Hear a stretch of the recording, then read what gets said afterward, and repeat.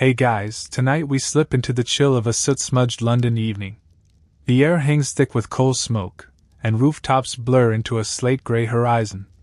You climb slowly, carefully, onto a crooked row of terrace houses, balancing on cold tiles slick with fog. Chimney pots surround you like a forest of brick arms reaching for breath. One sputters. Another spits out a lazy coil of smoke that vanishes into the smog-choked air. Down below, the gaslights flicker weakly behind dirty window panes. It's 1872, and the fire in your hearth is both your savior and your slow suffocator. You crouch beside a chimney, thin, too thin, and wonder how something meant to vent smoke can barely handle its own purpose. You peer down into the flue. It's narrow, barely wide enough for a cat. Or a child. And that's no accident. So, before you get comfortable, take a moment to like the video and subscribe, but only if you genuinely enjoy what I do here. Drop your city and local time in the comments. I'd love to know where you're listening from. Now dim the lights, maybe turn on a fan for that soft background hum, and let's ease into tonight's journey together. The story begins with your lungs. Because the first thing you notice living in a Victorian house isn't the wallpaper or the tea set, it's the tightness in your chest. Every fire lit to combat the British damp also fills the room with the perfume of coal, harsh, acrid, and strangely homey. There's no escape. Everything smells like yesterday's fire and tomorrow's cough. Your fingers brush the edge of the hearth as you lean in, inspecting the fireplace. It's ornate, much more ornate than it needs to be.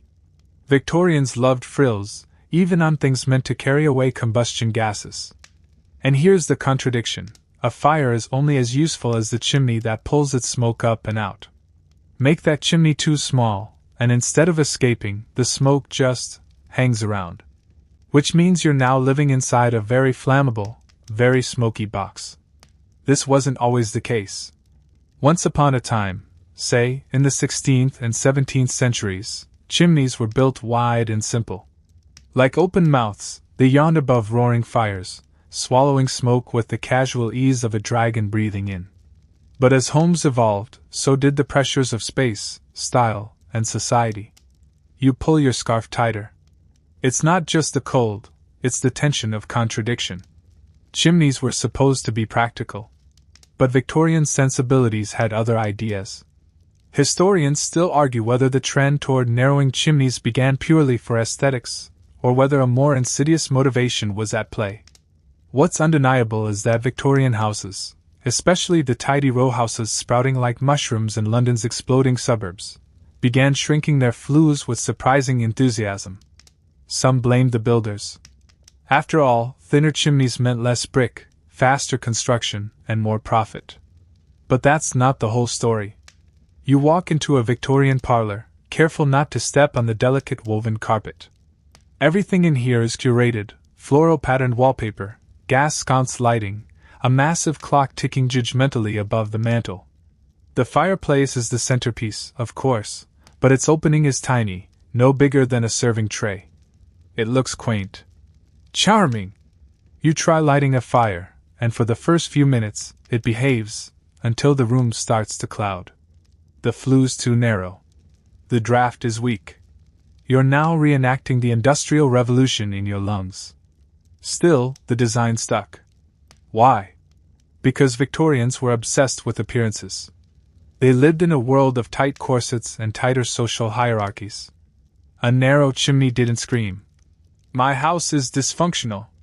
It whispered, "We're fashionable." A large chimney, gaping and crude, looked medieval, even barbaric. It was something your grandmother might have had in her stone cottage, and the Victorians were trying to distance themselves from that past. You run your hand along the cool tiles beside the fire. They're glazed with intricate blue and white patterns, more expensive than necessary, more fragile than useful. And yet, the fire behind them is starving. You know this because your nose twitches from the smoke that refuses to rise. The chimney is fighting its own function, all in service of looking dainty. Mainstream sources often note how the Industrial Revolution brought coal into every household, but they rarely mention how the very architecture of those households made that coal more dangerous. By shrinking chimneys, Victorians turned every home into a potential gas chamber. And yet they soldiered on, politely coughing between tea sips. At the heart of it all was a quiet denial.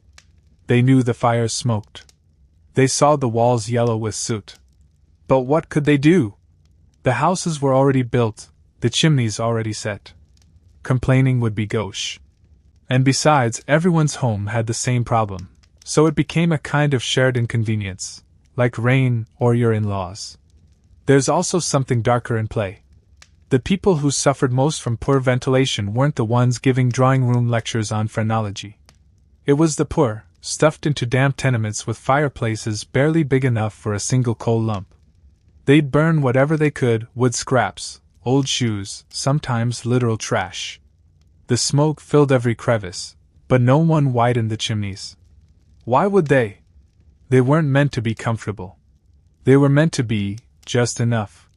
Quirky fact: some homeowners believed hanging a live eel or a dried hedgehog inside the flue would improve airflow. It didn't. It just made the chimney smell like sad seafood. And so you sit now, cross-legged on the creaky floorboards of a Victorian rental, staring into a fire that refuses to cooperate. You tug your collar over your nose. The walls creak. The soot settles on your lashes. The chimney, thin as an insult, continues to choke. You sigh and whisper to yourself, "This is only the beginning." You ease down the rickety attic steps, feeling the soot crunch beneath your soles like black snow.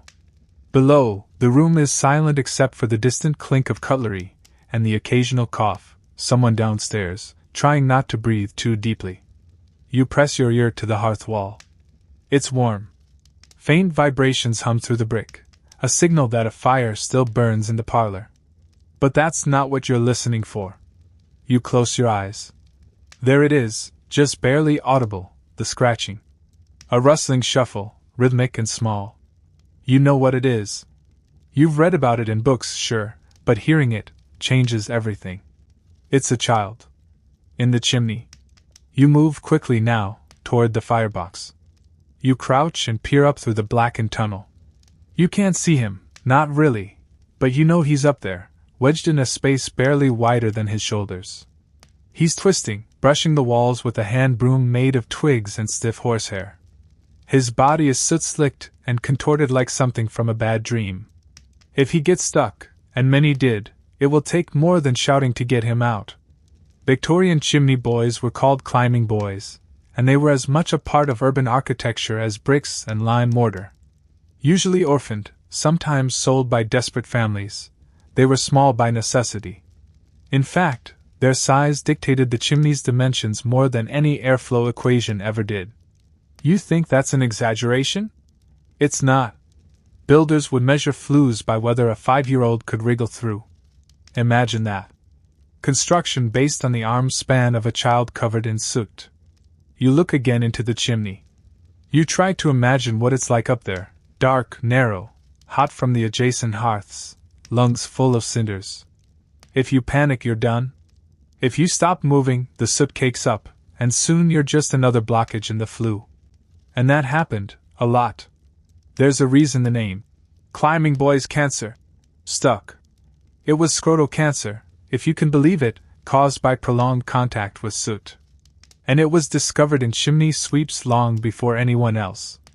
They paid for their place in the architecture with their health, and sometimes with their lives.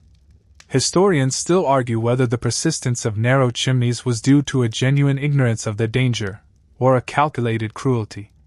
Either way, the kids kept climbing. You'd think the public would be horrified.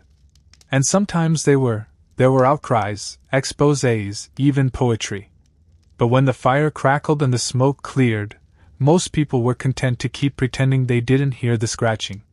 There's a particularly dark moment when you learn that some masters encouraged their boys to climb naked. Less soot in the clothes, they'd say. Never mind the burns from hot bricks or the shame of it. There are also stories, too many, honestly, of boys getting trapped. One shift in posture, one limb at the wrong angle, and they'd lodge like corks in a bottle. Extracting them required hooks. Or fire. Or prayers. You shake your head. You need air. but it's no better outside. You step onto the back stoop and cough into the damp fog. It's hard to tell where the smoke ends and the sky begins. Of course, not every chimney sweep was a child. Adults existed, but they couldn't do the small flues. The big ones, what few remained, were their territory. But as the chimneys got tighter, the children became irreplaceable. They were tools. Replaceable. Disposable. One master kept a dozen boys in a cellar. Another bragged that he only needed 6 to service a whole neighborhood. Competition was fierce. Fires were constant. And there were always more orphans. One quirky tidbit? Some sweep masters used geese. They'd shove the squawking bird up the flue and let its flapping wings knock down the soot. Cruel to the bird, yes, but arguably kinder than sending up a child. Though let's be clear, both were terrible. The goose method never really caught on, probably because the geese were noisy, unpredictable, and sometimes exploded. Yes, that happened. You glance again at the chimney stack, now glowing faintly from within. You imagine the boy squeezing back down, face blackened, eyes red, wheezing. If he's lucky, he'll get a crust of bread and a kick to the ribs. If he's unlucky, well, he stays in the chimney, doesn't he? There's a grim line that makes the rounds in history books. The luckiest chimney sweeps were the ones who grew too big to climb. Because if you got big enough to get stuck, you also got big enough to stop being useful. Maybe they'd let you tend the brushes. Maybe not. But at least your days of contorting through hot, claustrophobic death tubes were done. Still, the flues got narrower. You pass by a row of houses, each with its own chimney, each a silent witness to 1,000 forgotten climbs. You wonder if anyone today realizes that the dimensions of those bricks were once drawn in soot and child blood. Probably not. They just think quaint. They hang Christmas stockings and call it charm. There's something else, something that doesn't get mentioned enough. The boys sang. Not out of joy, but to prove they weren't dead. Masters would listen for the singing. No song? Time to worry. A weak voice meant life. Silence meant soot had won. Some sweeps trained their boys to shout specific phrases, short chants to reassure from within the flue. It became routine. Macabre. You shiver again. Not from cold this time, but from the weight of it all. The idea that thousands of children lived, climbed, and died just to keep parlors smoke-free, and didn't even get gravestones for it. And when you step back into the house, there's that fire again, cheerful, crackling, oblivious. The same fire that sent a boy coughing up through the roof so that you could warm your toes. You wake the next morning with smoke still in your hair and soot under your fingernails. The fire has long since burned low, leaving only a faint warmth and the scent of coal clinging to your clothes like a bad decision. You shuffle toward the hearth again, and for the first time, you notice the size, truly notice it. The opening is narrow, smaller than you remembered. You kneel down and try to imagine fitting through it. No chance. A cat would have to exhale first. And then, like a slow dawn, it hits you, they did this on purpose. You always thought chimney size was a mistake. A structural compromise. But no, this was deliberate. The Victorians shrank their chimneys not because they had to, but because they wanted to. It started quietly. 1 or 2 builders experimenting with tighter flue dimensions to save materials. A few others adjusting for newer, smaller grates. But soon it caught on like wildfire. Smaller chimneys became fashionable. Compact. Efficient, they claimed. But efficiency was a lie. These flues were all form and no function. You walk through a mock Victorian model home, reconstructed by some overly enthusiastic history society.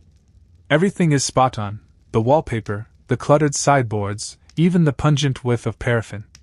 But every fireplace is the same, tiny.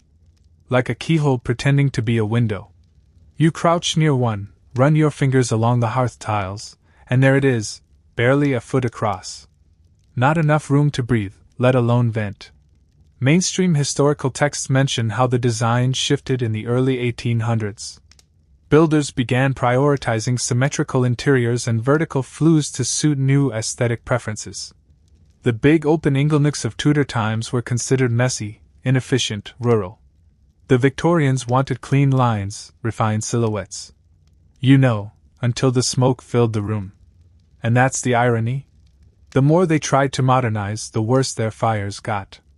Historians still argue whether this trend started with architectural magazines praising the refined profile of the new narrow chimney, or if it was the byproduct of industrial standardization. Either way, once people saw it in the builder or heard Lady such and such bragging about her trim hearth in Mayfair, it was over. Nobody wanted the big wide chimney anymore. That was so Georgian. There's something funny about that. You think of all the effort the Victorians put into not being Victorian. They obsessed over ancient Rome, Egypt, Gothic revival, all while slowly suffocating inside their own homes because a chimney 3 inches wider would look provincial. You trail your fingers up the side of a scale model chimney stack. It's beautifully built, elegant brickwork, decorative flourishes, even a copper cap. But when you peer inside the cross-section, your jaw tightens. It's a nightmare maze of narrow twists and angles. That's no flue.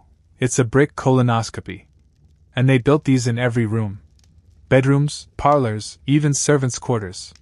Some houses had over a dozen flues, all branching upward into a main stack like bronchial tubes in a sick lung. The more fireplaces you had, the more status you held. But the flues didn't scale with use. They just split and twisted and narrowed, like a tree trying not to grow. You see the problem, right? One quirky tidbit: some chimney stacks were built with deliberate bends, called dog legs, to prevent downdrafts and rain from entering.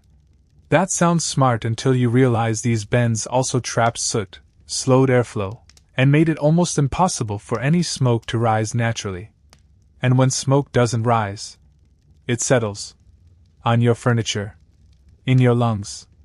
On your immortal soul. Still, they kept building them that way. It wasn't just fashion, of course. There was this oddly persistent belief among the middle class that if smoke escaped too quickly you were wasting heat. So narrow chimneys became a sort of economic virtue signal.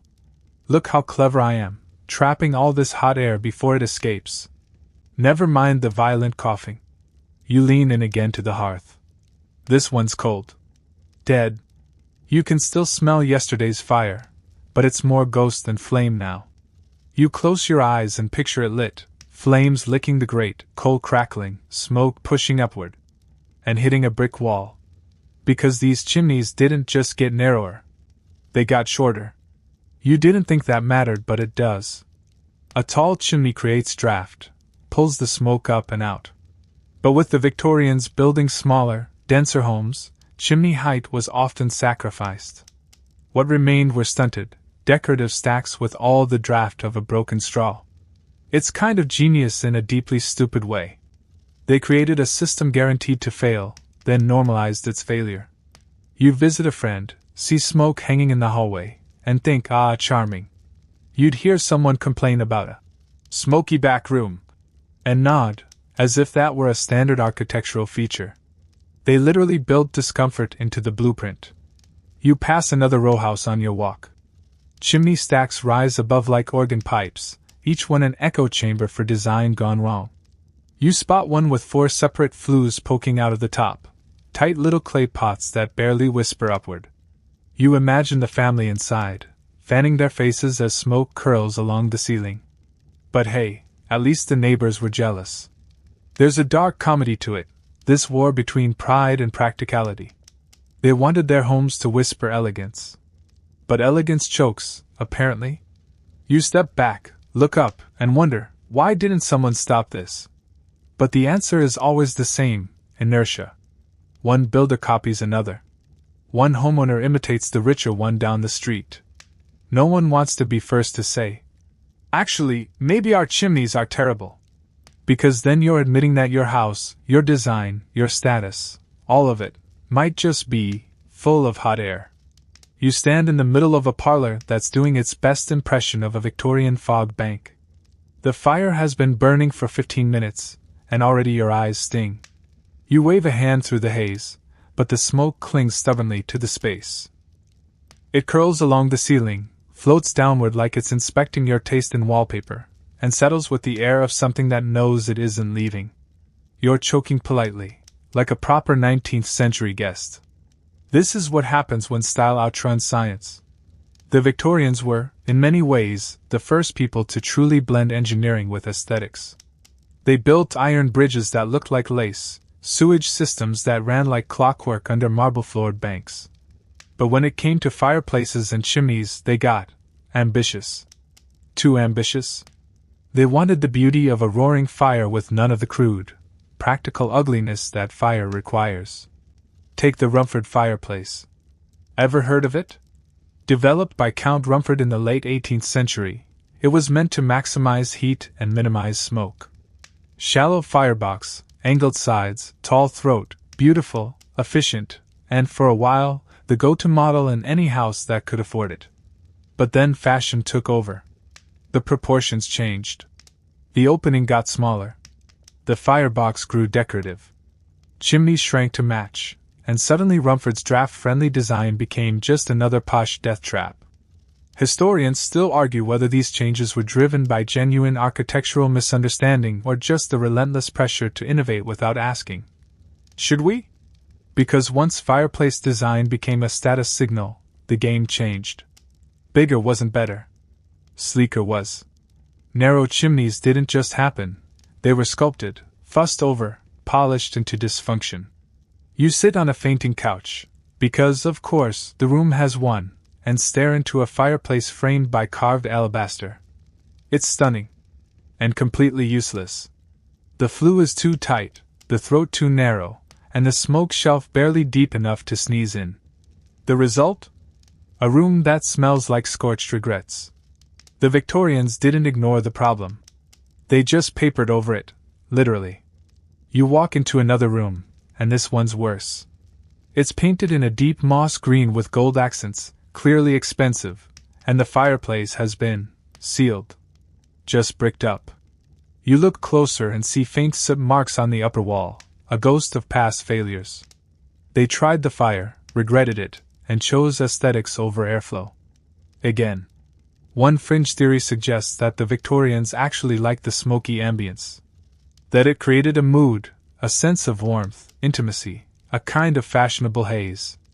While the mainstream view leans toward unfortunate design, there are old diary entries that speak of the cozy mist of the hearth. Like it was a desirable feature. You cough and decide that's probably the first recorded instance of toxic positivity. There were attempts to fix the problem, of course. Bellows, flue dampers, cowls, rotating caps, gizmos galore. Tinkerers would attach metal paddles inside the flue to direct airflow, or hinge lift the fireplace throat to adjust the draft. Some designs worked on paper. Fewer worked in actual London. Most were abandoned like New Year's resolutions. And then there were the social consequences. Smoke didn't just stay in the parlor.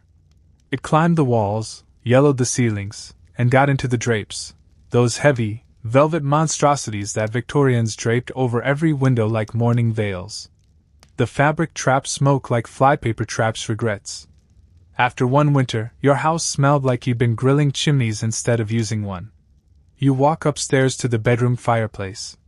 Smaller still. You lean over it, and imagine trying to start a fire here. Not for heat, it's not enough for that, but for tradition. A token flame.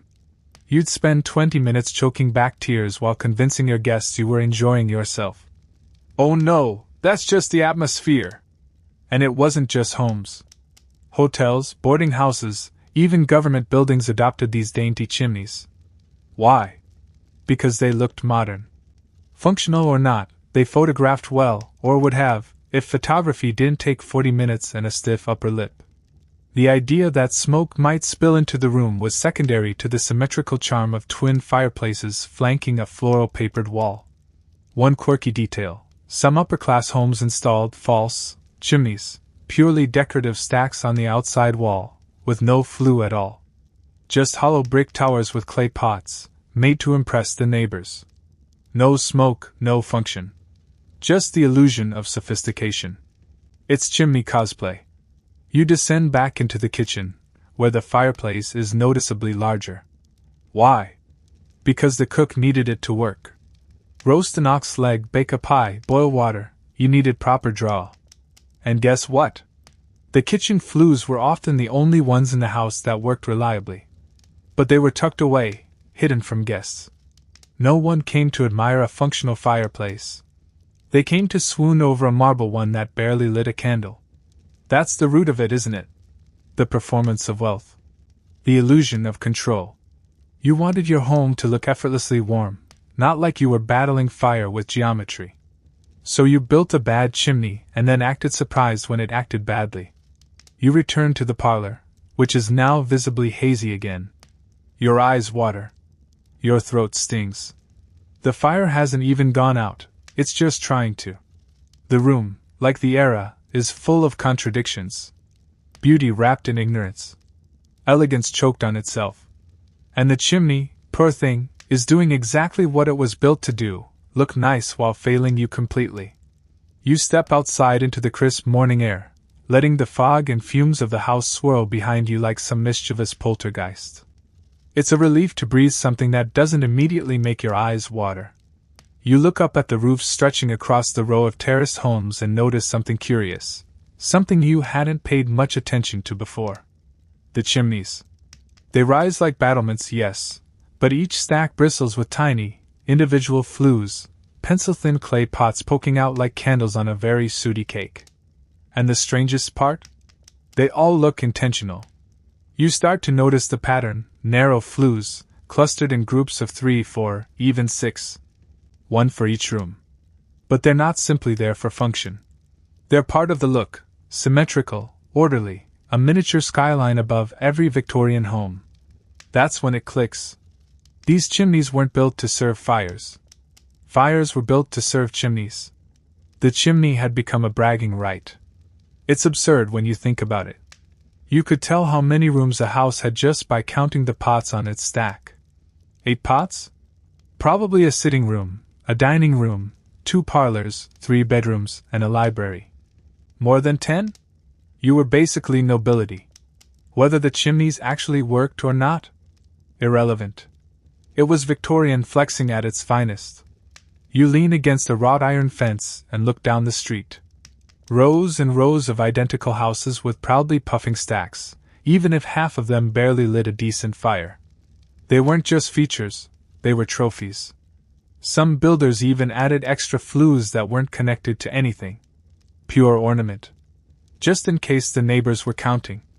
One quirky practice was the installation of dummy chimney pots, fake terracotta pieces mortared to the top of a stack just to bulk up the visual. It's like stuffing your socks, architecturally. And nobody questioned it.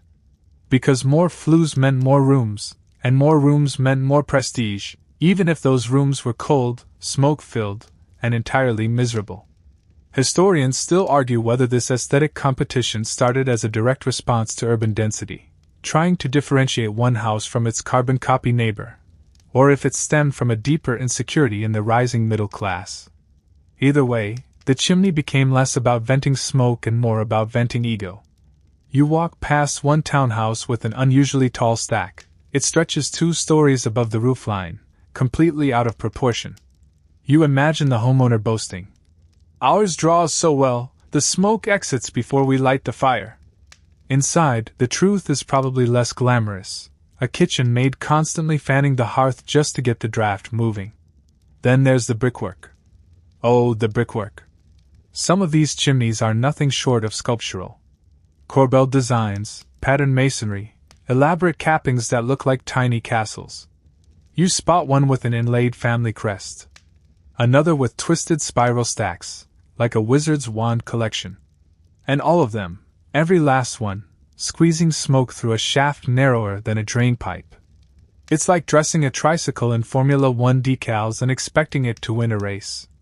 You duck into one of the homes, graciously restored by a local heritage trust. The docent is talking about period accuracy. And you smile politely, even as you step into the drawing room and instantly get a lungful of pretend soot, carefully placed for ambience. The fireplace is pristine. A decorative coal basket sits inside, dusted with white ash. No one's lit it in years. They wouldn't dare. The chimney is, of course, original. You run your hand along the mantel and imagine the original family gathered here, discussing politics, cricket scores, and the mystery of why their hair smells like a bonfire. All while admiring their chimney. Because even if the fire failed to warm the room, the chimney reassured them, we've made it. There was even an informal hierarchy. The more chimneys a house had, the higher your social standing. A single flue?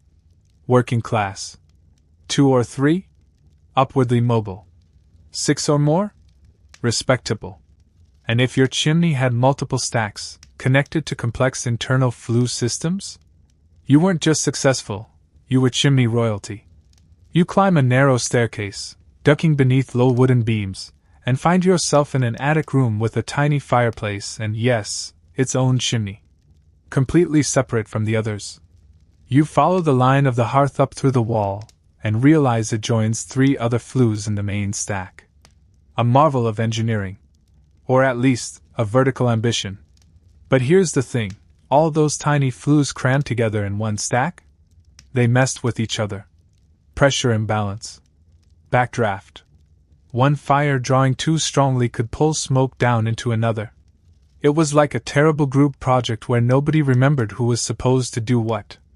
Fires fought each other, sometimes literally. And yet, the Victorians kept building them this way.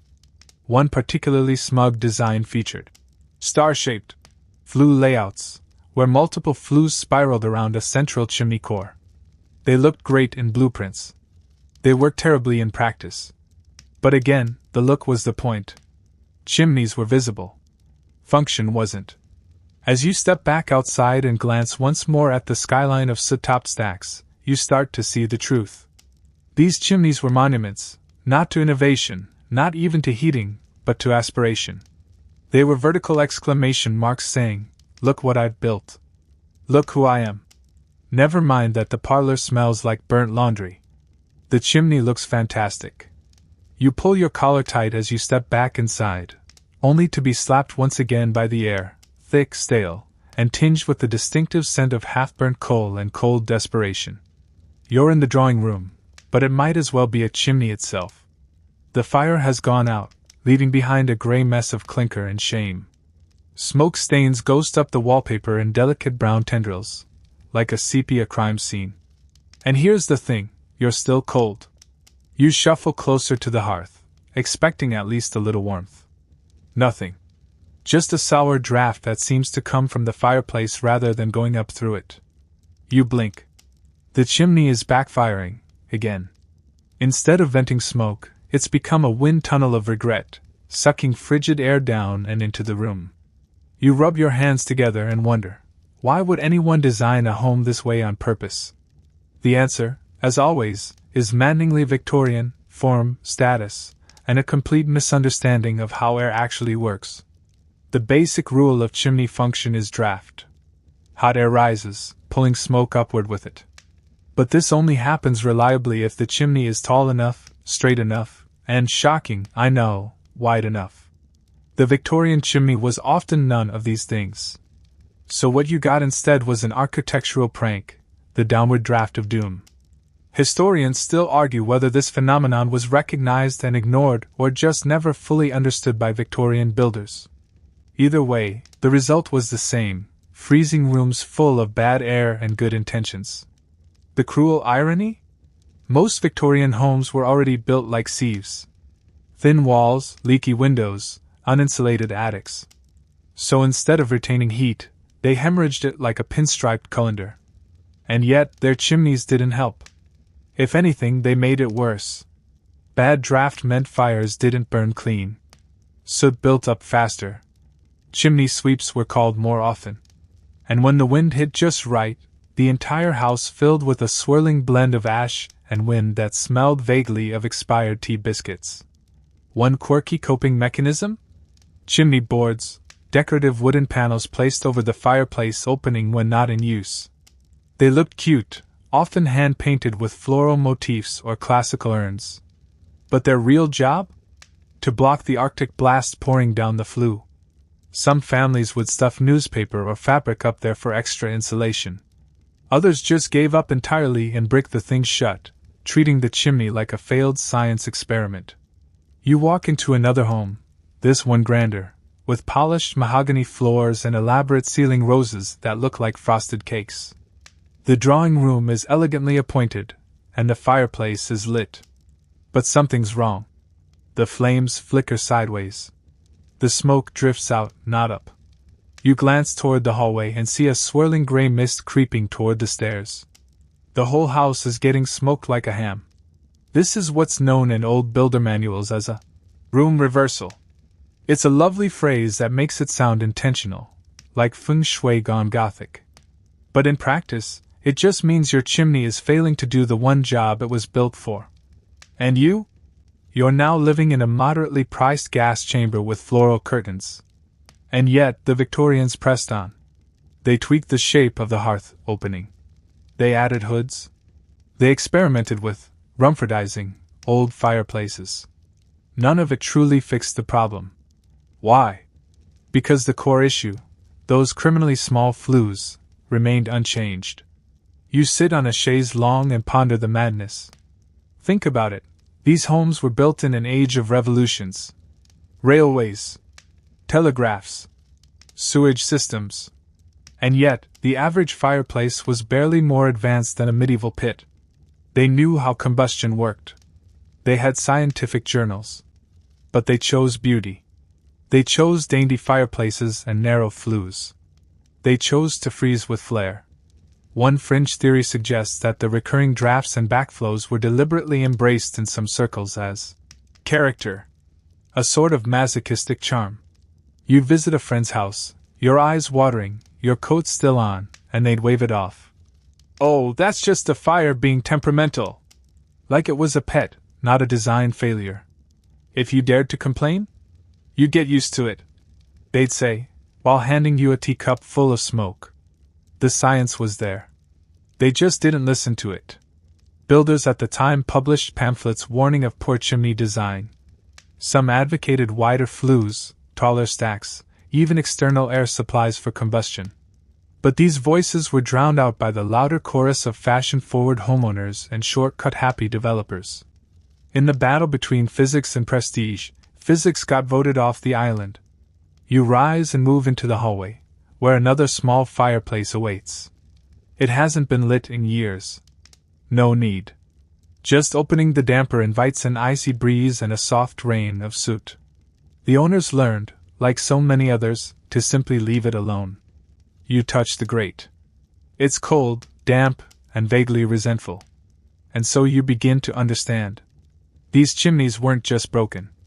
They were designed in defiance of function. Drafts? Death traps? That was the price of looking modern. Still, even in this ridiculous setup, the fires kept burning. Because they had to. There was no central heating, no electric radiators. Just flame and prayer. People huddled in blankets, boiled kettles for warmth, slept with hot water bottles and wore 3 layers indoors. And every time the fire smoked, or the cold air rushed in, or the wallpaper curled from damp, they'd adjust the mantel clock and pretend everything was fine. After all, the chimney stack outside looked lovely. You step into a back alley just as a small figure darts past, a blur of rags, soot, and limbs barely distinguishable in the gloom.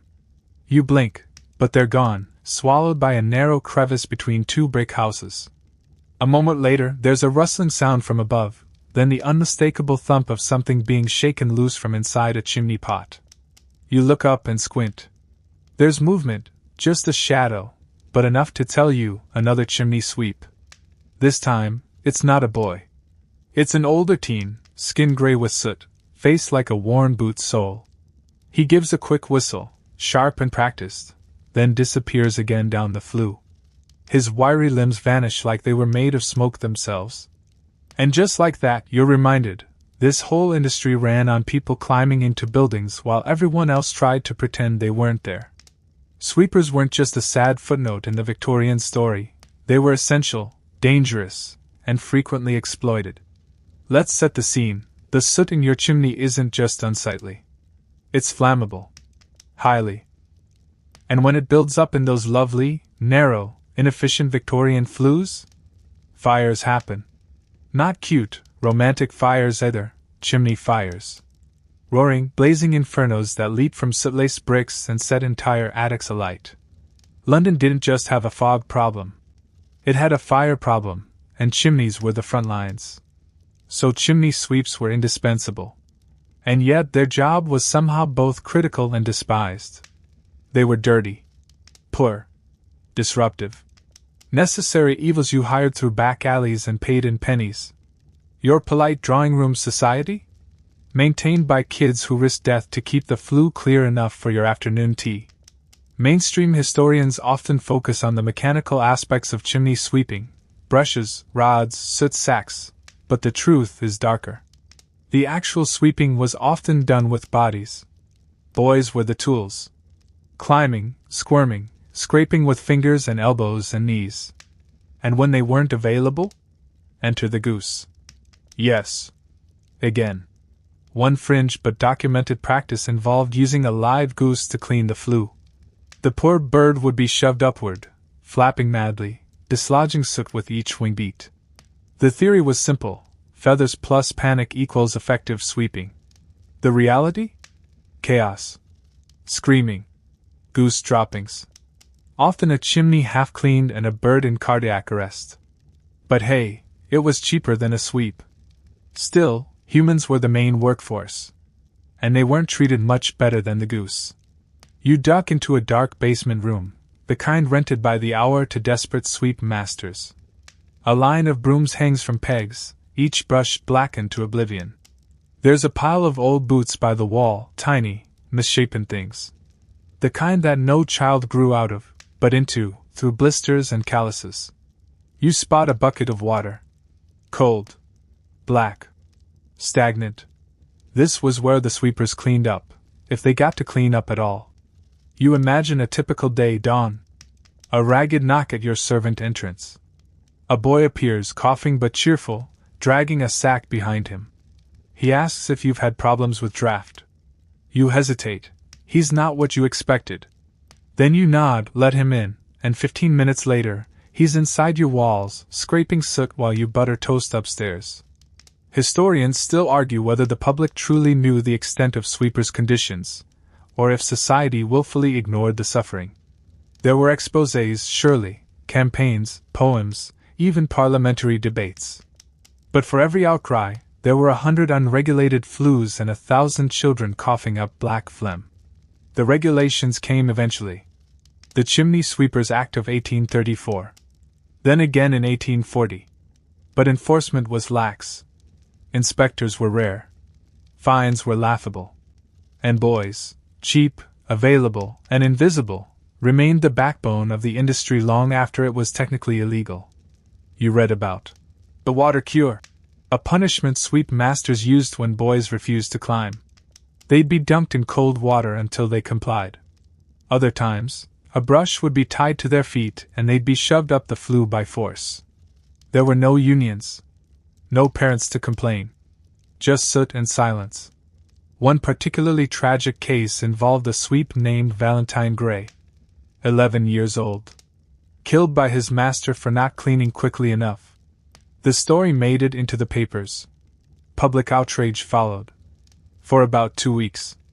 Then the fog rolled back in, and everyone forgot. You pass through a narrow corridor and find a side room, formerly servant quarters. There's a bed made of straw and a single cracked window. A child's name scratched into the brick wall. Tommy. 1871. You run your fingers across it and think about how many chimneys he must have climbed.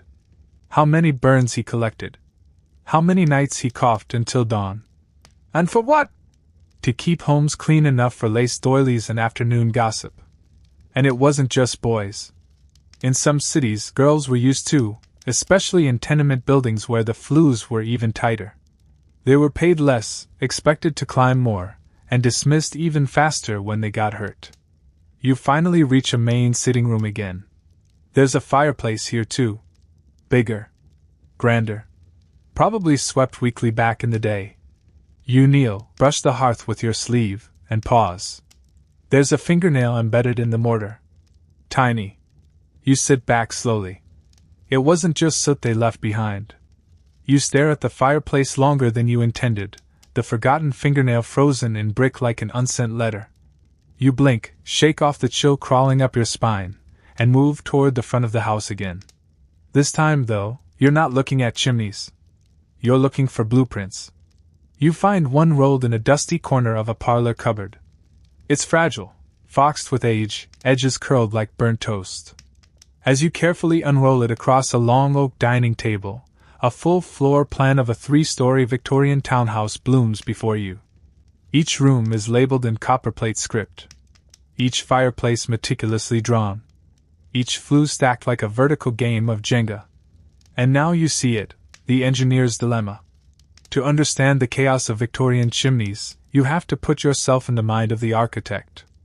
Imagine you're designing a home for a client in 1868. The client wants 12 rooms. He wants a fireplace in each one. He wants symmetry, modernity, and grandeur. And he wants it fast. Very fast. Oh, and he also wants all the chimneys to rise through a single central stack so the roofline stays neat and aesthetically pleasing. You rub your temples already. Here's the problem. You can't just slam 12 flues together and expect them to cooperate. Each fireplace has its own draft, its own air pressure, its own little tantrum when the wind shifts. Stack them too closely? One flue pulls smoke from another. Make them too narrow? The smoke clogs like hair in a drain. Twist the flues too sharply? Soot builds up in corners, and chimney fires become almost guaranteed. But the clients didn't want excuses. They wanted results. So the architects did what architects do under pressure. They compromised.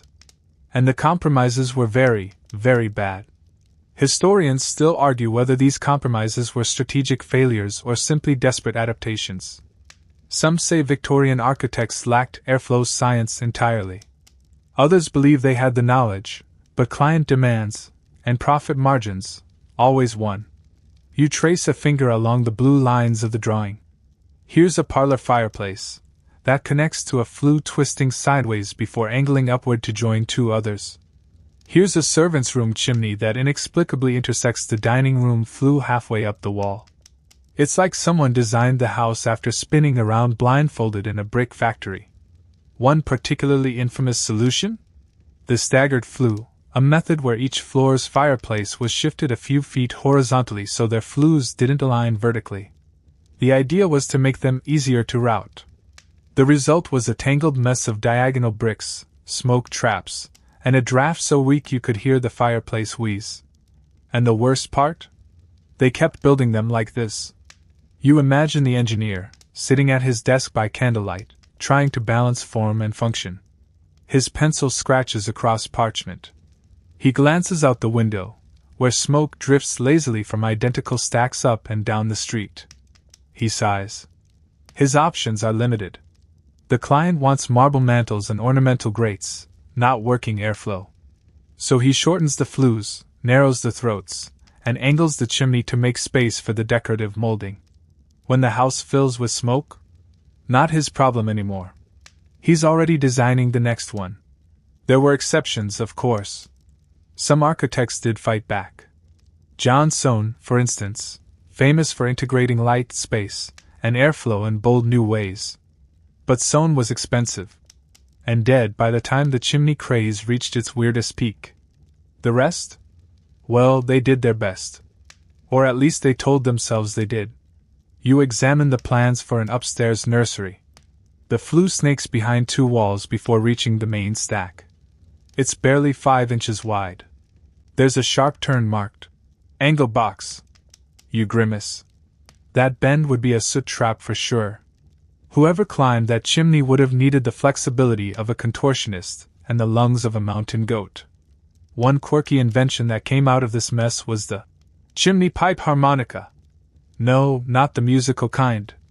It was a crude airflow testing tool, just a piece of wire mesh fitted to the chimney opening that would buzz faintly when air moved through it. If the harmonica sang, your chimney drew well. If it stayed silent, you had a problem. Some households used it religiously. Others ripped it out because it sounded common. You step back from the table and glance again at the ceiling. A faint yellow stain marks where a flue must run. You imagine the smoke curling through the brickwork, bouncing through zigzag paths to finally, maybe, exit into the sky. Or not. Depending on the weather. Because Victorian engineers also had to battle nature. Strong winds could reverse a chimney's draft entirely.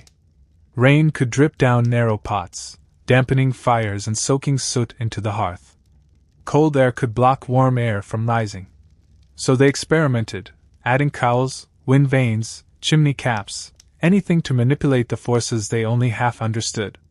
You walk through another doorway into a guest room with twin fireplaces. Why two? Because symmetry. Not because someone thought it would work.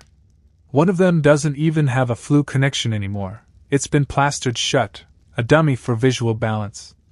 That's what it always comes back to, appearance over function. Even when engineers knew better, even when logic screamed for simplicity, the rules of fashion, symmetry, and class hierarchy shouted louder. The chimney had become not just an object, but a battleground, between the elegant lie and the inconvenient truth. Between what the engineer knew and what the client demanded. And in that battle, the draft always lost. The church bell chimes somewhere in the haze, its toll muffled by layers of fog, coal smoke, and your own thoughts.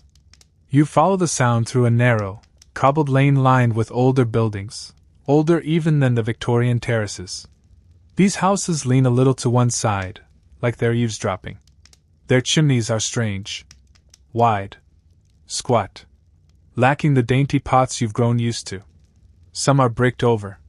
Others still work, judging by the wisp of smoke curling lazily upward. And then you hear it. Someone muttering. You slow down. A woman, late middle age, gray hair escaping a scarf, stands at the base of one of these old chimneys. She's holding a broom upside down. The bristles point skyward. Her eyes are closed, and her lips move in a hushed, rhythmic prayer. She isn't sweeping. She's warding. You don't interrupt. Instead, you edge around and look up at the chimney she's facing. It's big. Easily twice the width of the newer stacks. And clearly ancient. You feel a shiver, not from the cold, but from the weight of stories settled like soot inside the bricks. Turns out, chimney size wasn't always just about draft. For centuries before the Victorians, fireplaces were deeply superstitious places. Hearths weren't just heat sources, they were thresholds. Openings between the safety of the home and the chaos of the outside. And chimneys? Chimneys were vertical portals. And that made people nervous. In rural parts of Britain, wide chimneys were considered risky. The belief went like this: the wider the flue, the easier it was for spirits, witches, or malevolent forces to enter your home. Smoke wasn't the only thing that came down a chimney. You had to be careful what else might crawl in with it. Historians still argue whether this belief truly influenced chimney design or simply clung to it like smoke to a curtain. But the folklore is persistent. Witches, in particular, were thought to favor chimneys as entry points. That's why old households often sealed and used flues with iron grates. Or, in more anxious villages, hung protective charms or horseshoes above the mantel. You spot one now, nailed just off-center over an empty fireplace. Bent iron, rusted but firm. It doesn't match the wallpaper, but it wasn't supposed to. It was there to stop things from getting in. Even Santa Claus, let's be honest, is just a cozy version of that older fear. A stranger entering your house through the chimney. Lovely if it's gifts. Less lovely if it's a witch in a soot dress whispering curses into your chimney pot. One fringe tradition? Burning salt in the hearth during the winter solstice to sterilize the chimney. It was believed to banish lingering spirits, especially if a family had recently lost someone. The salt crackled and popped in the fire, creating a sound like whispers, supposedly a sign the cleansing was working. You kneel beside an older fireplace. The bricks are chipped, and the hearth is shallower than any you've seen so far. There's no damper, no throat, just a yawning opening to the flue above. It smells older. Like stone, not brick. The kind of fireplace where people didn't just cook food, but burned herbs, dried shoes, and maybe said a few words to the shadows before bed. Victorians wanted none of this. They were obsessed with control. Control over nature. Over fashion. Over belief. Wide chimneys were messy. Unpredictable. They let in wind, birds, bats, and heaven forbid, folklore. Narrow chimneys, on the other hand, were rational. Clean. Secular. They suited the image of a home that didn't need luck or charms or ghost-warding rituals. And so they shrank them. You walk through the house and notice every flue has been reworked, modified during the mid-1800s, squeezed into a narrower form and capped with modern pots. There's something unnerving about it. The house feels silenced. Like it once had a voice and someone stuffed a sock down its throat in the name of progress. You peer up one such flue and imagine the first fire lit after the remodeling. A cheer goes up in the kitchen, the family proud of their improvements. But in the dark, in the bricks, something twists. A draft that once flowed freely now whimpers. The old flue resents its new shape. And somewhere in the house, a cold spot appears that never quite goes away. It wasn't all fantasy. Wide chimneys did let in wildlife. Birds nesting in flues could block smoke and cause fires. Rats sometimes scrambled down into the hearth. Wind could turn a cozy blaze into a room full of soot. So there were practical reasons to narrow things down. But you can't shake the feeling that something else was lost. The symbolism, maybe. The sense that a chimney was more than a pipe. That it connected the human to the elemental. That it breathed alongside you. Narrowing it, sealing it, tidying it, those weren't just architectural choices. They were philosophical ones. You pass another house, long abandoned. Its chimney has partially collapsed, bricks tumbled like loose teeth in the yard.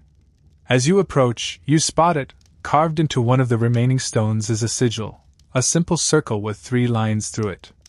A protective mark, likely scratched there during construction. You place your hand over it, feeling the cool grit. This chimney, wide and wild, once kept out more than just weather. But the Victorians? They didn't believe in ghosts. They just built houses like they were trying to trap them.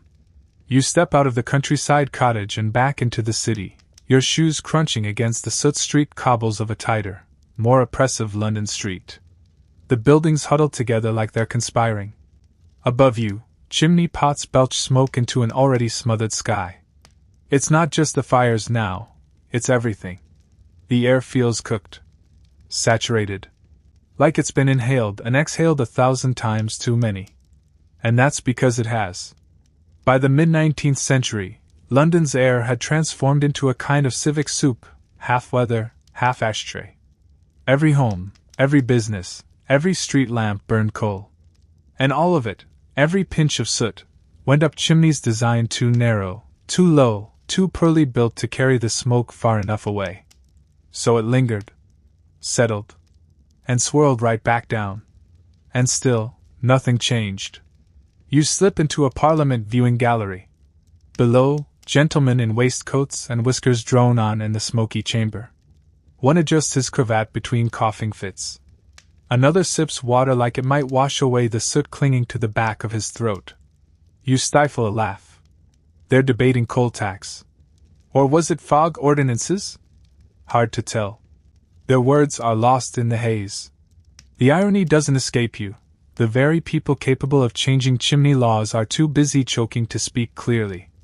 Historians still argue whether the government's delay in addressing poor chimney design was born of ignorance, incompetence, or sheer economic convenience. After all, regulating flue dimensions meant slowing down construction. Slowing down construction meant slowing down profit. And no one in Parliament was eager to tell their donors they needed to widen anything unless it was a checkbook.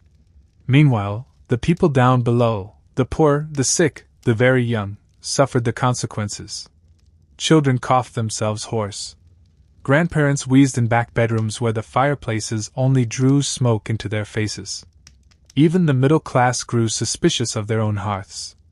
Still, the status quo held. Why? Because nobody wanted to be the one who said, "Your chimney is killing you." One quirky anecdote comes from a satirical newspaper in 1854. It featured a fake advertisement for a home fog generator, a tiny hearth guaranteed to fill your parlor with authentic London air. "Why venture outside?" it asked, "when you can suffocate from the comfort of your own home?" It was meant as a joke. It landed uncomfortably close to the truth. You wander through the back halls of a city council building. The records are endless: minutes from meetings, petitions from citizens, reports from inspectors. Some are laughably specific. Mrs. Pembroke, 7 Pickering Lane, reports her entire wardrobe now smells of scorched ham. Others are chilling. Infant mortality in East Borough rises 18% during winter burn seasons. And the response? Committees. Studies. Foot dragging. Follow-up letters that never followed up. It wasn't that no one cared. It's just that the problem was everywhere. Chimneys were the arteries of Victorian life. Remove them, and the city would freeze. Widen them, and the city would revolt. So instead, officials whispered about ventilation enhancements, tested draft caps, and argued about whether the fog was natural or man-made. It was man-made. Everyone knew. No one wanted to admit it. You walk back outside and look up again. The sky is the same beige-gray as a forgotten tea bag. The chimneys puff like sick lungs. The air tastes like old toast and brass. And still, people go about their day. Here's a cruel irony. The more people complained about smoke indoors, the more chimneys were blamed for not containing it.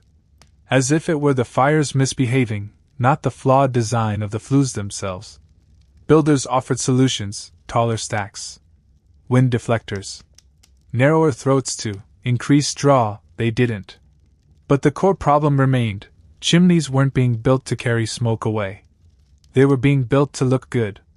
Even legislation, when it came, danced around the truth. The 1853 Smoke Abatement Act is a perfect example. It targeted industrial furnaces, not domestic hearths.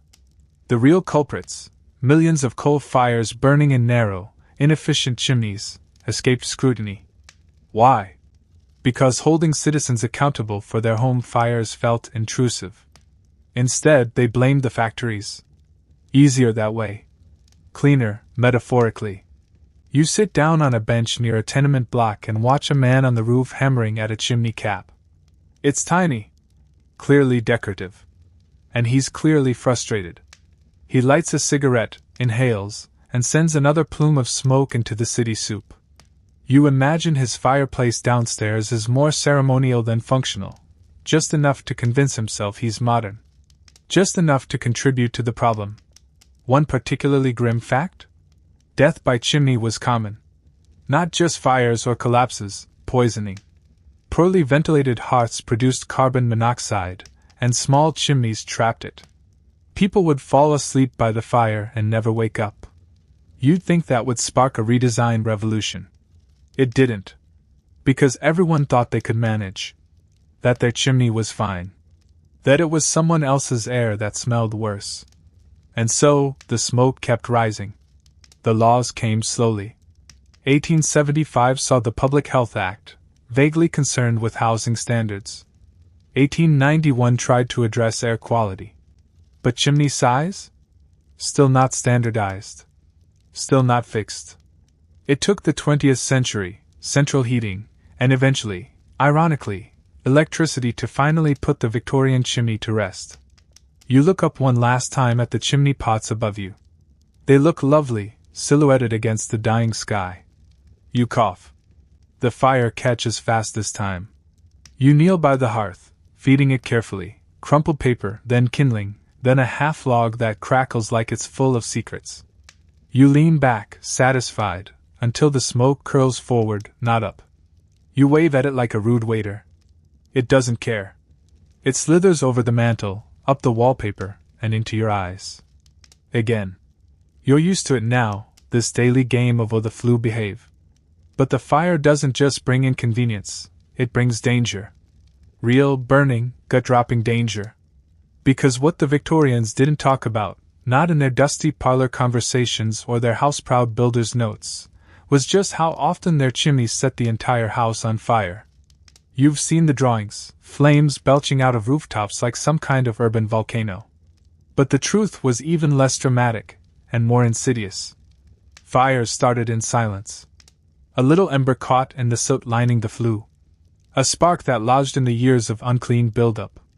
The narrowness of the chimney, the same thing that made it fashionable, also made it lethal. Because when a flue is tight, the heat concentrates. And when the walls are coated in flammable creosote from incomplete burns, you don't get a warning. You get a furnace. Inside your house walls, you stand in the corner of a once grand dining room. The floorboards creak under your boots. Above you, the ceiling is blistered and sagging in one patch. You follow the damage, upward, through a wall cavity, all the way to the remains of a chimney breast scorched black. The fire started here. It burned silently for hours before the neighbors noticed smoke. By the time anyone reacted, the whole floor was gone.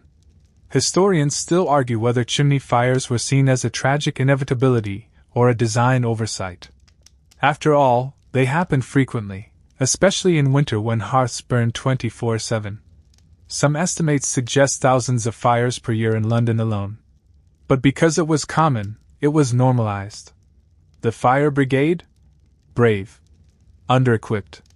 And often too late. Entire rows of homes could be lost before the horses even arrived. Water pumps sputtered. Hoses froze. But the chimneys kept burning. One particularly grim record from 1879 tells of a flue fire that leapt across attics via shared brick stacks, torching 7 connected row homes in under 2 hours.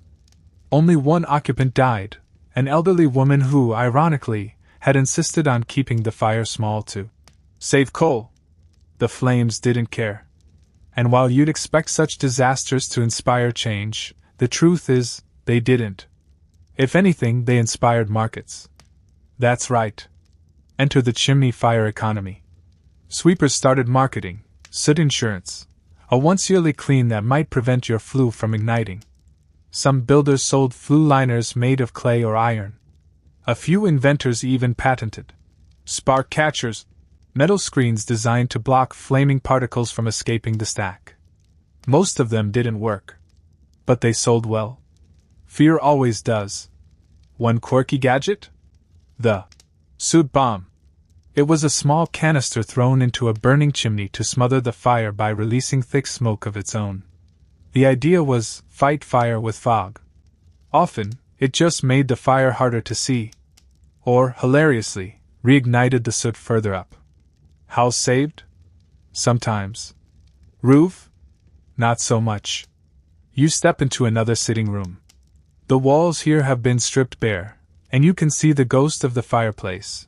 Black streaks up the wall, a half-demolished grate, and a singed carpet edge that someone clearly tried to cut around and keep. You crouch, imagining the fire that did this. It started in the flue. Caught fast. The family ran. The fire stayed. And yet, what replaced it? Another chimney. Because even after a fire, Victorians rebuilt with the same plans. Same narrow flue. Same materials. Sometimes the same exact soot, left behind and scraped only minimally. It was as if the idea of design failure couldn't exist. If the chimney failed, it must have been neglected. If the house burned down, it must have been poor maintenance. Not that the flue was doomed from the beginning. You hear a creak overhead. In your mind's eye, you see a charred rafter. It cracks. Gives way. Another fire. Another rebuild. The fire isn't the story. The repetition is. And the deeper tragedy? These weren't just architectural mistakes. They were marketable ones. Builders sold narrow flues because they were cheaper. Designers endorsed them because they were stylish. And when fires broke out, everyone had a product to sell: soot brushes, fire blankets, spark stoppers. No one widened the flues. They just found better ways to tolerate the consequences. You pass a printed flyer tacked to an old doorframe. Mr. Fenwick's anti-soot grate. Guaranteed to reduce buildup, or your house back. Catchy. False. People learned to sleep lightly, to keep water nearby, to listen for the pop of embers in the night. Because if the chimney caught fire, you had minutes, maybe less. And once the flames hit the attic beams, it was already too late. And here you are now, still kneeling beside your own hearth, staring at a lazy column of smoke refusing to rise properly. You add another log. It flares. The chimney creaks. And suddenly you can't help but wonder. Is this the night it starts in here too? The smoke settles again, curling up like it's trying to escape and immediately giving up. You poke at the embers with a metal rod, watching them glow, red, orange, stubborn. You think about all the fires that didn't end in tragedy. Just frustration, dampness, cold toes and smoky rooms.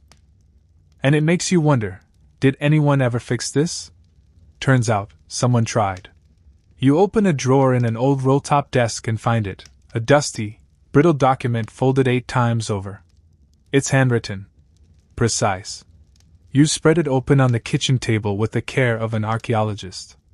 At the top, in perfect penmanship, proposed patent for a variable draft chimney, 1876. Your eyebrows rise.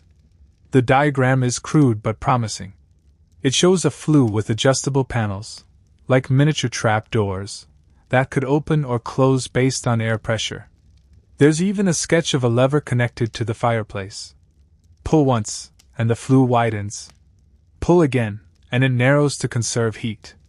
It's brilliant. Simple. Logical. So why have you never heard of it? Historians still argue whether inventions like this were ignored because they were flawed, too expensive, or simply too ahead of their time. But what's clear is this: they didn't catch on. Not this one. Not dozens of others. Ideas came and went like flares in the fog, briefly visible and then swallowed by the Victorian machine. You leaf through the rest of the patent application. It includes testimonials. One builder praises its draft-correcting ingenuity. A housekeeper claims her wallpaper stayed clean for months. Even a local vicar wrote in, "I no longer fear our drawing room grate." Glowing reviews.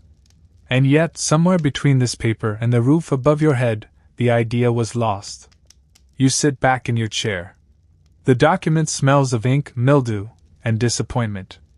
Part of the problem was pride. Chimney design was sacred ground for Victorian builders. Altering it suggested that they had been doing it wrong for decades. That the centerpiece of their architectural vision, the symbolic link between earth and sky, was fundamentally flawed. Better to double down than to admit defeat. One quirky anecdote? An inventor named Elias Broom, a retired train engineer, built a prototype chimney with bellows attached to the hearth. When the draft lagged, you could step on a foot pedal and pump the smoke upward. It looked ridiculous. But it worked. The local papers laughed it off. One article was titled, "Man Smokes Himself with His Own Contraption." After that, no one wanted to be the guy with the pedal chimney. You can't help but feel a bit of admiration for these inventors. They saw the problem and tried to fix it. But they weren't selling fireplaces. They were selling admissions of failure. That's a hard pitch. You roll the document back up gently, set it aside, and glance around the kitchen. The chimney stack here is thick, functional, but it leads into the same flawed vertical path that's in every other room. You open the oven door. A small plume of soot drifts out. Old habits. It wasn't just inventions that failed to take off. Education, too, lagged. There were no standardized guides for flue design. No regulatory board inspecting airflow. Every builder did things slightly differently. Chimneys became regional dialects. Some spoke clearly, others mumbled. Most coughed. You walk through the house again, mentally reconstructing the paths those forgotten inventions might have taken. Adjustable grates. Interior baffles. Reverse draft alarms. The blueprints existed. The science existed. What didn't exist was momentum. Because inertia isn't just a physics problem. It's a cultural one. By the time functional chimney patents emerged, the Victorian identity had already hardened. You expected smoke in your parlor. You planned around it. Guest blankets included a separate wrap for chimney fog. The working class dried laundry over the hearth not just for heat, but to soak up smoke. It was part of the ritual. To fix the chimney? That would be like fixing the weather. No one asked for it. And so, the inventions were shelved. Some were buried in patent archives. Others lost in estate sales, burned in fires, or quietly mocked into oblivion. A few made it to production in limited numbers, installed in country manors where eccentric baronets liked gadgets. But in the average home, the flue stayed narrow. The draft stayed terrible. You climb into the attic. The chimney breast cuts through the room like a spine. You reach out and touch the brick, cool now, but still faintly coated with the scent of 1,000 forgotten fires. You picture the inventor who drew up that patent. Was he excited? Desperate? Did he think this idea would change everything? It didn't. But it could have. That's the most haunting thing of all. The solution existed. It was right there, on paper, in prototype, in the minds of frustrated homeowners. But it never became standard. It never reached critical mass. Because when you've lived with smoke long enough, you stop noticing the sting in your eyes. You call it character. The attic air is still. Close. The kind of quiet that makes your own breathing sound intrusive. You lean against the brick column of the chimney breast and stare across the joists at a small, dust-covered suitcase. Inside? Newspapers, you think. Maybe linens. But what you find instead is far more absurd. Wallpaper samples. Swatches of bold damasks, soft florals, and strange geometric prints. Bright pinks, sage greens, deep golds. Patterns that could give you a headache if you stared too long. And sitting neatly on top of the pile is a catalog. Hearth Elegance, 1882. You chuckle. It's a fireplace fashion magazine. You flip through it. Page after page of decorative grates, ornate mantels, crystal fire screens. Not a single mention of draft, airflow, or fire safety. This wasn't a utility guide. It was a style guide.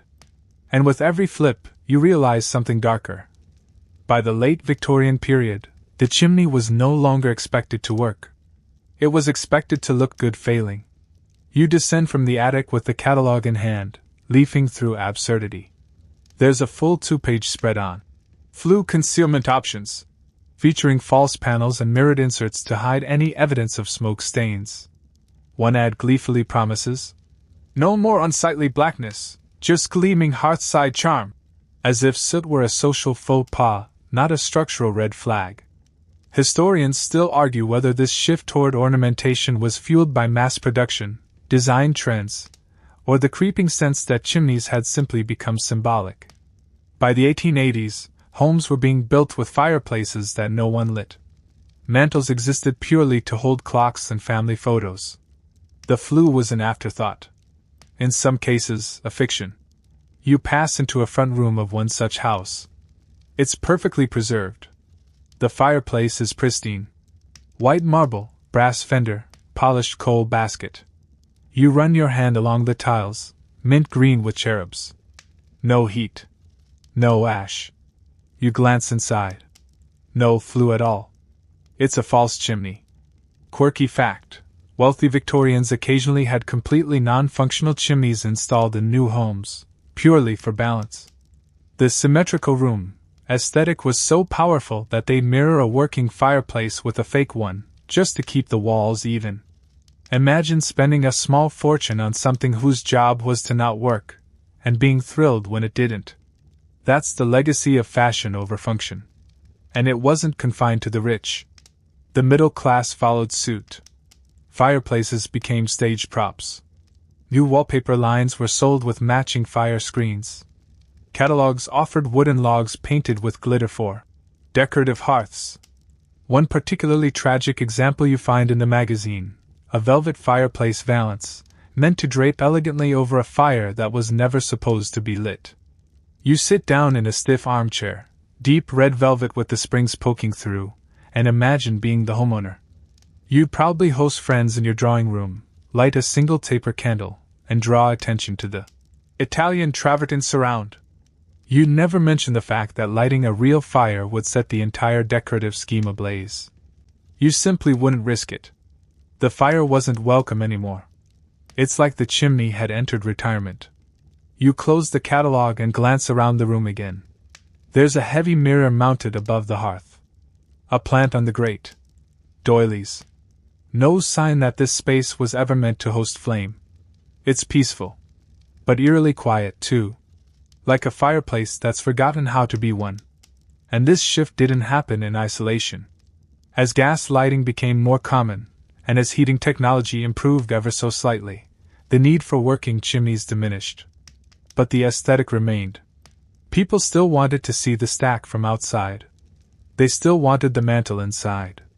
They just didn't want the hassle, the smoke, or the smell. It's like building a sailboat and mooring it in your backyard for the view. Builders caught on. Some began offering chimney packages, with new homes, a decorative grate, a sealed flue, and a top hat-style pot that didn't connect to anything. In poorer areas, the trend was slower, but it crept in all the same. A sealed fireplace was seen as modern, respectable, refined. And the real tragedy? The ones that did still work were often the worst. Shoehorned into outdated designs, narrowed to the point of suffocation, and increasingly ignored in terms of maintenance. Fires burned low and dirty. Chimneys went uncleaned. Carbon monoxide built up in rooms painted to look clean and sanitary. You wander through another hallway and find a child's bedroom. There's a fireplace here, too, tiny, painted shut. Above it, a row of porcelain dolls stares blankly into space. The chimney behind them? Probably full of soot. Or bird nests. Or dust and regrets. You kneel and put your ear to the hearth. Nothing. Not even an echo. Just dead air. The chimney isn't just non-functional, it's absent. This is what happens when a home starts to forget how to breathe. The Victorians wanted control, cleanliness, beauty. So they turned their chimneys into sculptures. Beautiful, brittle lies. And the fire, the thing that built civilization, the thing that warmed their ancestors, was tamed, boxed, and finally banished. It didn't matter if the room was cold. As long as it looked good. You linger a moment in that silent bedroom, still crouched before the sealed-up fireplace. The dolls on the mantel keep staring, their glassy eyes blank as chimney pots. You shake your head and rise slowly, walking back through the house toward the main hallway, where the largest hearth waits. It's more decorative than ever, carved with Greco-Roman motifs, inlaid with mother-of-pearl, guarded by an elaborate fire screen so ornate it might as well say, "Do not touch." You stare at it for a while. And then you say it out loud, under your breath, like it's a secret question that's been following you this whole time. Why didn't they just widen it? It seems so obvious now. All the smoke. All the soot. All the children stuck in flues, the backdrafts, the fires, the endless, hacking coughs, and the answer? Widen the chimneys. Add a few inches to the flue, straighten the bends, build the stack taller. But they didn't. They never did. And you realize, the answer to your question isn't architectural. It's psychological. Historians still argue whether the reluctance to fix the problem stemmed more from economic stubbornness or cultural delusion. But one thing's clear, by the time the flaws in chimney design were impossible to ignore, those flaws had already been normalized. Institutionalized. Romanticized. To widen a chimney would have meant rewriting the manual. Admitting that the Victorian home, this icon of progress and order, was built on a smudgy foundation of inefficiency. And nobody wanted that. You pace through the dining room now, past another sealed fireplace with a dusty bouquet of dried flowers in the grate. You peer up into the narrow, sooty dark. Not even a spiderweb moves. You whisper again. Just a few inches wider. And it sounds laughable now, like asking a train to run on dreams. The deeper you dig into Victorian chimney design, the more you see the same three-letter word scratched into every brick. Why? Why bend the flues into tight, zigzagging mazes? Why build multiple miniature flues into the same stack? Why twist airflow into a guessing game? Because of fashion. Because of fear. Because of habit. One fringe belief held by some builders, though widely mocked, was that widening a chimney would encourage laziness and combustion. They believed that fire needed to struggle to create proper heat. That too much draw would make it burn too fast, as if that were worse than lighting your eyebrows on fire while coaxing a flame to life. Some pamphlets even warned that wider chimneys were too accommodating, letting in wind, rats, or even thieves. You roll your eyes. Thieves? Yes, of course. Imagine a Victorian burglar army rappelling into parlours via 5-inch flues.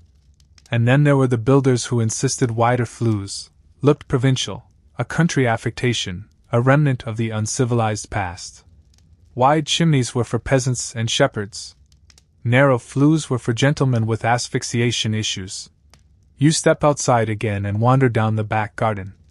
The sky is already darkening. The chimney pots above you stand like chess pieces, each one narrower than the last. Beautiful silhouettes. Useless, all of them. You pass a neighbor's house where the chimney's been retrofitted. A small metal pipe sticks out like an afterthought. That's modern gas, now. Invisible heat, no soot. No flare. No personality. But effective. And that's the tragedy, isn't it? The Victorian chimney failed at its job for 100 years, and no one widened it, not because they couldn't, but because they wouldn't. To do so would have meant abandoning the illusion of control, elegance, and social performance. You weren't supposed to sweat in your own drawing room. You were supposed to smile, cough quietly, and change the drapes. One quirky 1890s ad you recall? Lady Brambleton's patent flue powder, sprinkle weekly to discourage backdrafts and preserve the feminine aroma of the sitting room. It came in lavender and rose. Probably smelled like defeat. So they soldiered on. Widening a chimney was expensive. Messy. Loud. A literal tearing down of the facade. Better to sell a copper cowl. Better to burn incense over the grate to mask the smoke. Better to blame the wind. You re-enter the house one last time and stand in the hall, looking at all 5 fireplaces lined up like well-dressed liars. You imagine what this home would look like if the chimneys had been corrected. Taller stacks. Wider flues. Fewer sharp turns. Maybe just 2 central fires instead of a dozen suffocating cubbyholes. Function over flair. But then you picture what that would have done to the room's appearance, to the delicate balance of furniture, the molded trim, the paired mantels, and you realize they'd never have accepted it. Because widening a chimney isn't just fixing a flue. It's fixing a philosophy. It's admitting that elegance without utility is just an expensive kind of foolishness. And the Victorians? They'd rather freeze in it. You step out into the street once more, the air heavy with moisture and memory.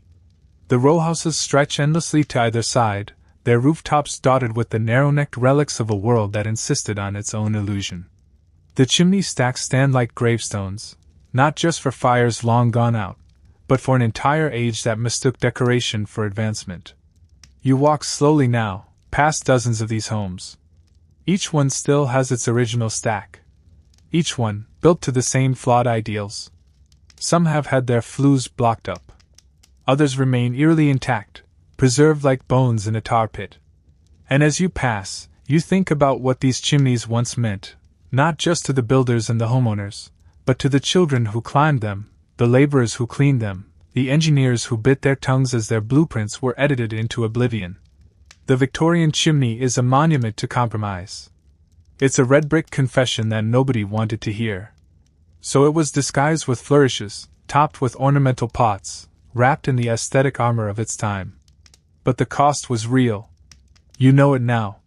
You've felt it in every smoky breath, every cold room, every sealed-off hearth hiding a story of failure. You cross a small square. A woman sits by a cast-iron stove, reading in the warmth of something that actually works. The chimney behind her? Modern, wide-lined, silent.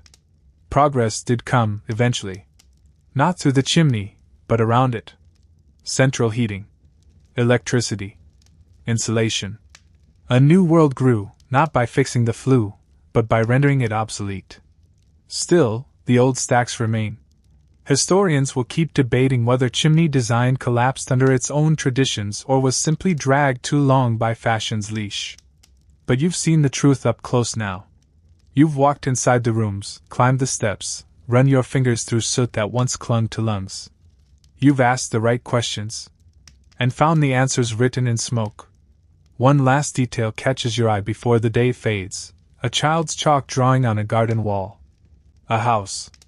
A fire. Smoke rising gently from a chimney that's wide. Maybe they'll get it right this time. And now, as night folds around your thoughts like soft flannel, the world of chimneys, soot, and stubborn design begins to fade. The rooftops of Victorian homes blur together, their narrow stacks receding into the misty skyline of memory. You've walked the halls of drafty parlors and brushed soot from your fingertips. You've felt the cough in your throat, the stubborn chill in your bones, and the heat of fires that didn't know where to go. Let it go now. Picture a house, yours or one stitched from imagination, silent, warm, and steady. No smoke lingers in the corners. The fire, if it burns at all, hums gently in a place where air moves cleanly and safely upward. No hidden bends. No choking flues. Just a quiet flame, doing its job without fanfare. Your breath slows. The questions soften. All those tiny fireplace tragedies, all the laughter swallowed in ash, all the inventions never adopted, they're part of a story long finished. You're not in the attic anymore. You're under covers, warm, still, weightless. Let the final sparks die out. Let the bricks cool. Let the soot settle. There's no more need to crawl through history's chimneys tonight. Only sleep now.